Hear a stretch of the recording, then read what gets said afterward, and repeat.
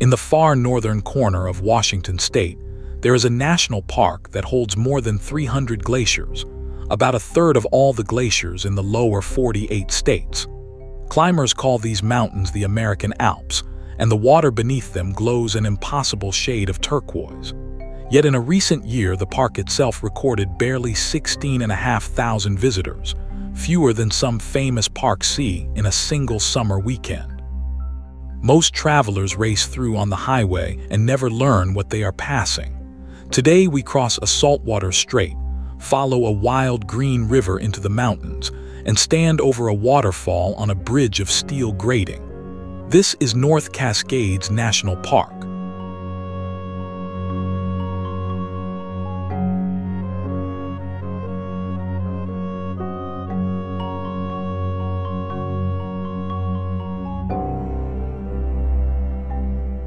North Cascades National Park sits in the top left corner of the United States, pressed against the Canadian border about 3 hours northeast of Seattle. It is really 3 parks in one, a complex that joins the national park with the Ross Lake and Lake Chelan National Recreation Areas. The park itself covers about 504,000 acres of peaks, ice, and forest. One road, the North Cascades Highway, threads the whole thing along the valley of the Skagit River. Our journey starts far to the southwest, across the water on the Olympic Peninsula.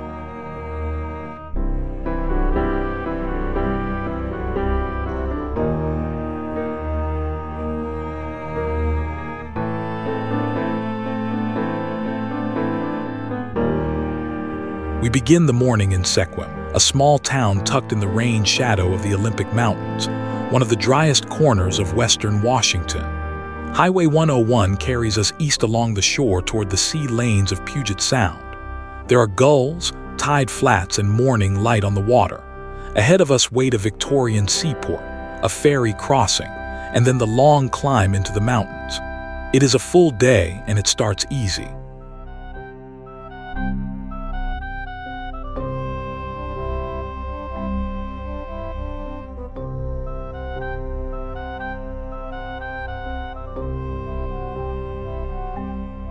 Port Townsend, our first stop, is a town that got dressed for a party that never came. In the late 1880s, its citizens were convinced the Transcontinental Railroad would end here and make their harbor the great port of Puget Sound. They raised solid brick business blocks downtown and ornate Victorian mansions on the bluff above. Then the railroads chose Seattle and Tacoma instead. The boom collapsed, and the money vanished almost overnight. What was left froze in place, and today those same buildings make Port Townsend one of the best preserved Victorian seaports in the country.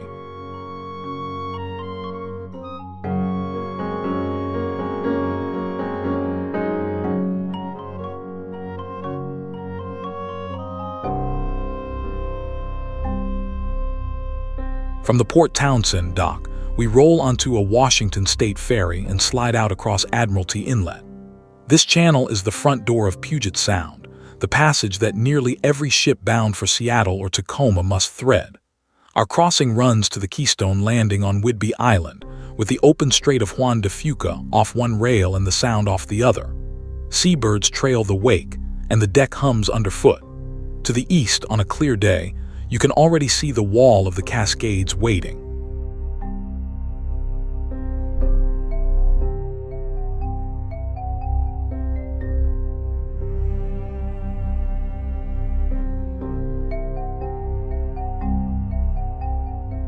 Everything we are crossing this morning was made by ice.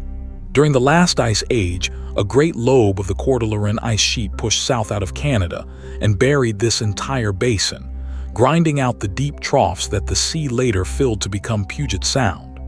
Around the site of modern Seattle, the ice stood roughly 3,000 feet thick. When it melted back, it left behind the islands, inlets, and bluffs of this drowned landscape.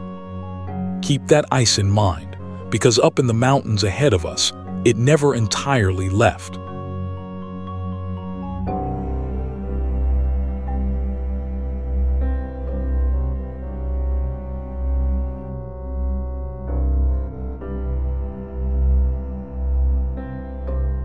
On Whidbey Island, we pick up State Route 20, and we will ride it for most of the day.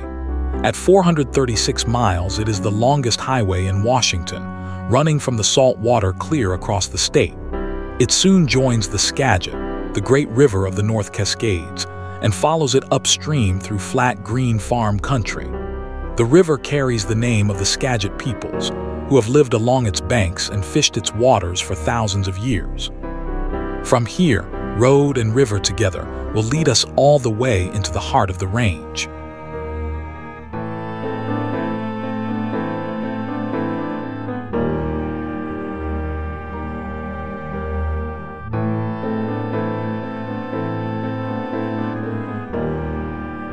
The North Cascades are not the tallest mountains in America, but they may be the steepest.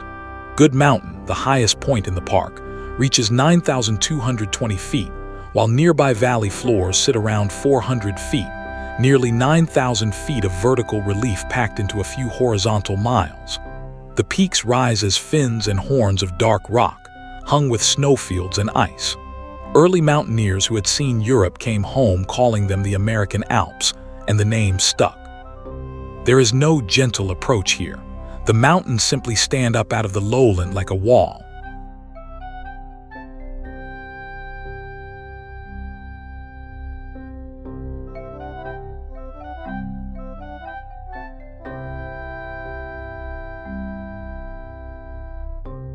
East of the farm towns, the valley narrows and the fields give way to forest.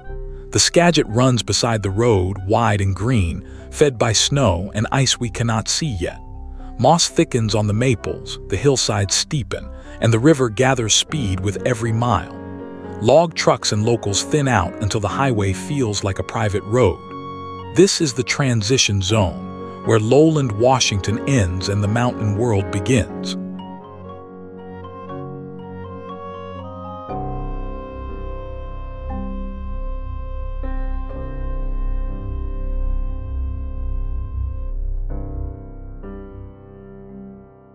The numbers in this park are hard to believe. North Cascades holds roughly 312 glaciers, about a third of all the glaciers in the lower 48 states, and more than any American park outside Alaska. They hang in high cirques and plaster the shaded faces of the peaks, remnants of the ice age still at work. And these glaciers are working mills, grinding the mountain rock beneath them into a powder finer than dust. Remember that powder, because it is the secret behind the most famous color in the North Cascades.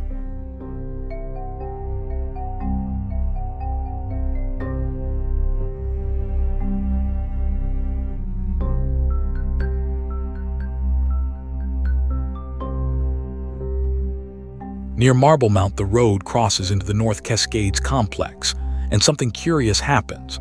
There is no entrance station and no fee. 93% of this landscape is designated wilderness, the Stephen Mather Wilderness, with no roads into it at all.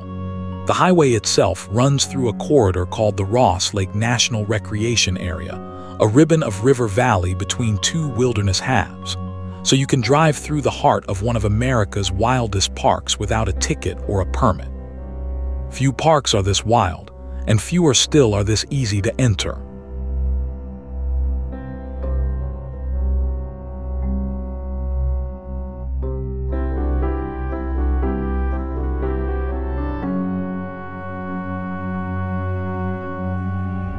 The park is a relative newcomer. After decades of campaigning by hikers, climbers, and conservationists, President Lyndon Johnson signed the bill creating North Cascades National Park on October 2, 1968. The mapmakers drew it in 3 pieces on purpose. The wild peaks became the national park, while the dammed river corridor and the long fjord of Lake Chelan became national recreation areas, so the power project and the towns along the highway could keep working. It was a compromise, and it is the reason a living hydroelectric system still hums away inside a wilderness park.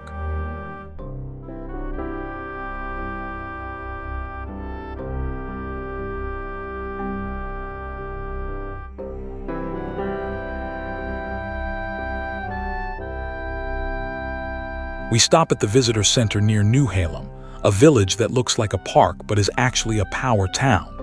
Newhalem is a company town owned by Seattle City Light, the city's public utility, and the people who live here run the dams upriver. Trim lawns, white cottages, a general store, all of it far from the city it serves. Seattle does not just draw electricity from this valley. In a very real sense, Seattle built it.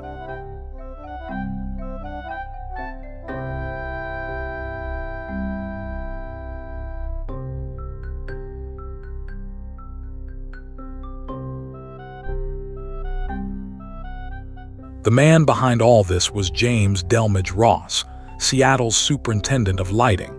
Ross believed a city should own its own power, cheap and public, and he saw in the Skagit's steep canyon a machine waiting to be switched on. In 1917, he won federal approval for Seattle to dam the river here.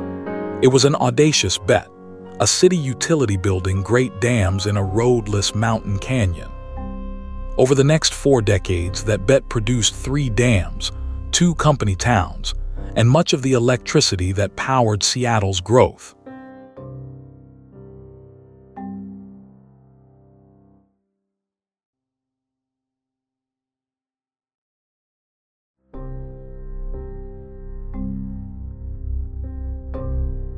The first dam went in at the canyon's tightest pinch, just above Newhalem. Construction on Gorge Dam began in 1921, and in 1924 the first Skagit power flowed down the wires to Seattle. The original dam was replaced in 1961 by the present concrete structure, 300 feet high. Its powerhouse still stands at Newhalem, where visitors can walk the grounds beneath the humming turbines. A century later, the river is still on the job.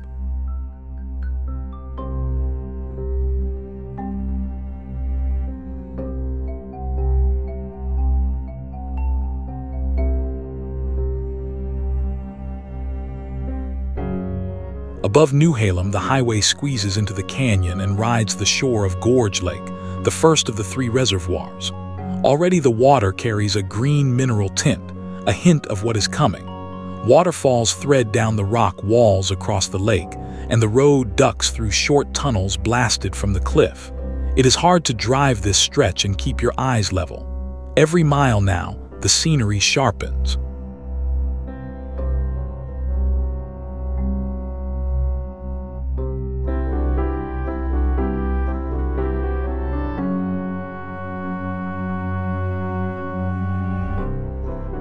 A few miles upstream stands the project's showpiece.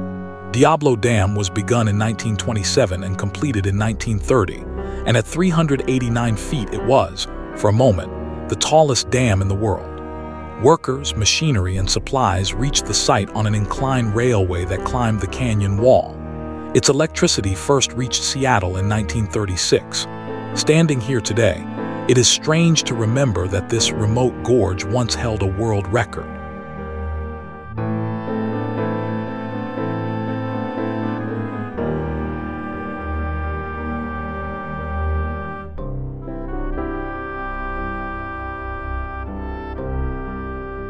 Ross understood publicity as well as power.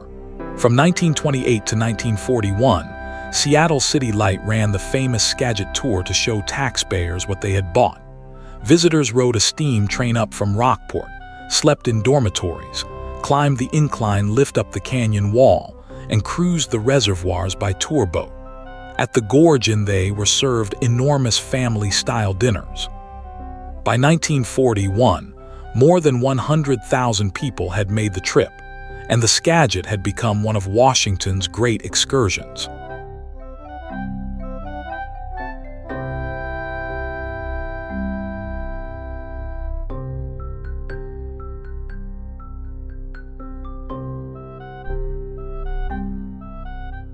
And then the road bends, and there it is. Diablo Lake spreads out below the highway in a color that does not look real, a milky, glowing turquoise ringed by dark forested mountains.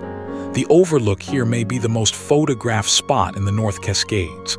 First-time visitors regularly assume the color is a camera trick. It is not. It is the mountains themselves, dissolved in the water.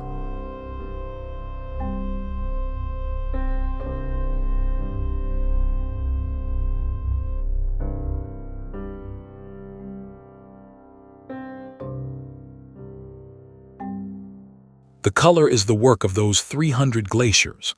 As they creep downhill, they grind bedrock into a powder called glacial flour, particles so fine they refuse to sink. Meltwater streams carry the flour down into the lake, where it hangs suspended in the cold water. Sunlight striking that cloudy water scatters, and the lake sends back an unreal turquoise green. It is, quite literally, mountain rock turned into light.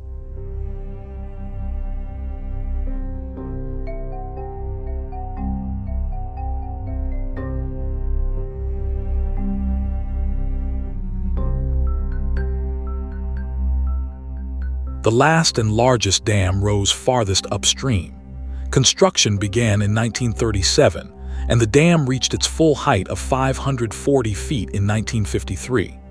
Ross died in 1939, and the dam and its lake were named in his honor. Behind it, Ross Lake stretches more than 20 miles north, reaching all the way across the Canadian border. Together, the three dams still supply about 17.5% of Seattle City Light's energy, a century-old machine quietly at work inside the mountains.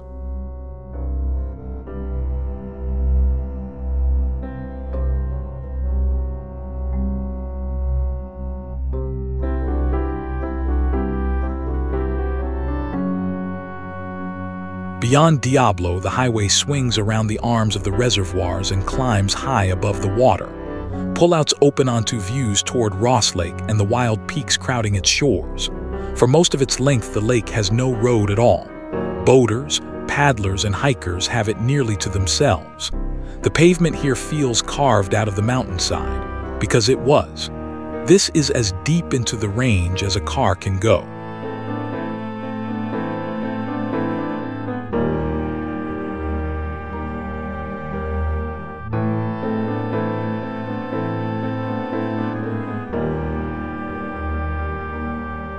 Above the east shore of Ross Lake stands Desolation Peak, 6,102 feet, named for a fire that scoured its slopes bare in 1926.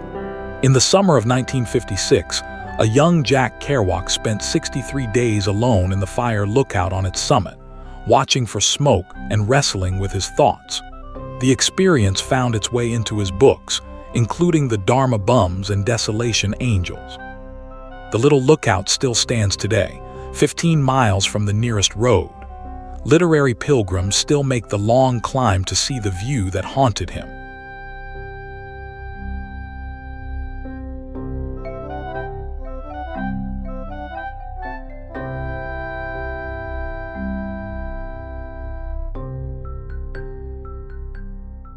East of the lakes, the highway climbs in earnest. It crests Rainy Pass at 4,875 feet, then Washington Pass at 5,477, the high point of the entire route. Granite spires tower over the Great Hairpin Bend, and snowfields linger beside the pavement even in late June. Subalpine firs stand in black ranks against the ridges. This is the roof of the drive, and it feels like the roof of the state.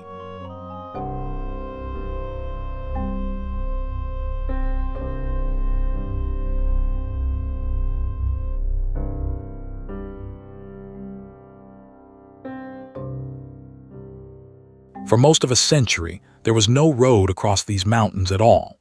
Surveyors had hunted for a northern route since territorial days, but the terrain and the snow defeated every attempt. The North Cascades Highway finally opened on September 2, 1972, with the governor on hand to lead the celebration. It completed the state's last great east-west corridor and has been called the most beautiful mountain highway in Washington. From the first surveys to the first crossing had taken roughly 100 years.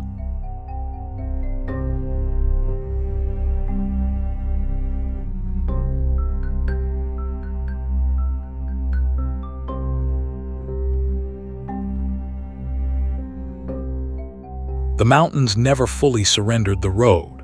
Up at the passes, as much as 15 feet of snow can fall through the winter, and avalanche chutes can bury the pavement more than 20 feet deep.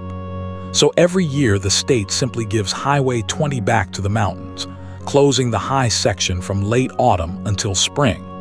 In a typical year, the gates reopen around the third week of April. It is one of only a handful of state routes in Washington with a scheduled winter closure, a road that exists in the high country for only part of the year.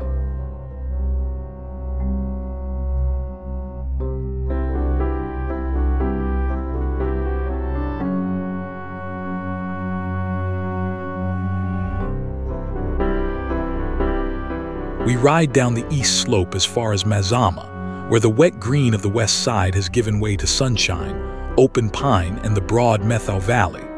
A few miles further down the valley sits Winthrop, a town remade with Old West storefronts. In the space of 30 miles, the rainfall falls away and the whole landscape changes character. But the waterfall we came for lies back on the west side, so at Mazama we turn around.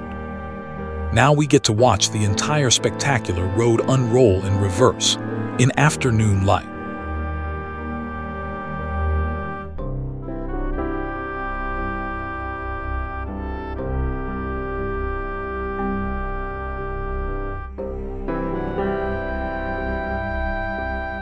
The North Cascades are a wall against the weather.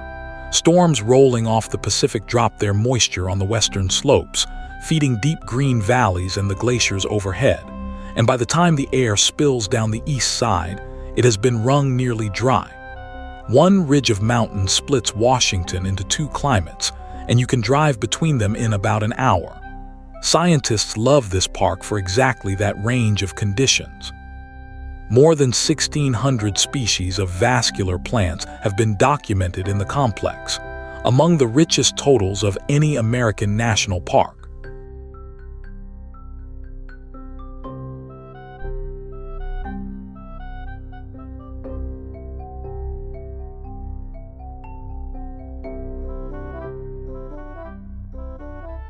Late in the day, we reach the stop we saved for last, where the highway crosses Gorge Creek. A pedestrian walkway of steel grating hangs on the edge of the bridge, and through the mesh under your feet, the creek plunges away into a slot of polished rock. Gorge Creek Falls comes down the mountainside in a chain of drops right beside the road, one of the most accessible big waterfalls in the park. A short overlook loop leads from the parking pullout to a view over Gorge Lake below. Our track here measures about 1 mile, unhurried, with the evening sun on the water.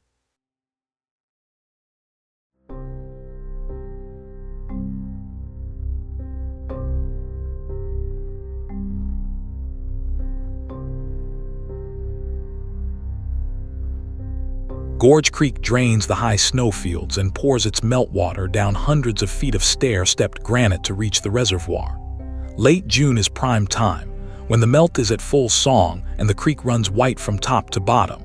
The graded bridge is a small act of genius. It turns an ordinary highway crossing into a viewing platform, and it gives you a view straight down the throat of the falls that no trail could offer. Travelers grip the rail, look between their shoes, and laugh.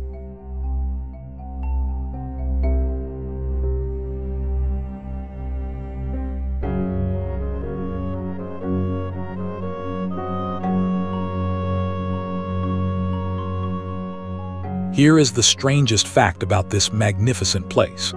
In 2024, the national park proper recorded just 16,485 visits, ranking it among the least visited national parks in the country.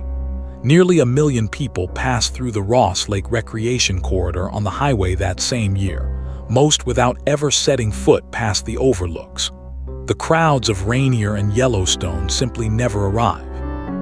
For anyone willing to stop, walk, and look, that is not a tragedy but a gift, an American Alps nearly to yourself.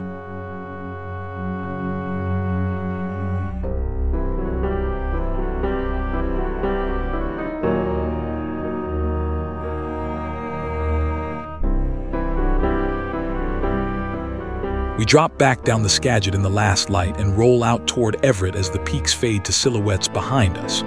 One day, one road, and a whole hidden world. A Victorian seaport, a saltwater crossing, dams that once held world records, a turquoise lake made of ground-up mountains, and a waterfall beneath our feet. The North Cascades do not advertise. They simply wait, 3 hours from Seattle for anyone curious enough to turn up the valley. If this journey earned a place on your list, then the American Alps have done their quiet work. Thank you for watching. Follow for more of the trails of the world.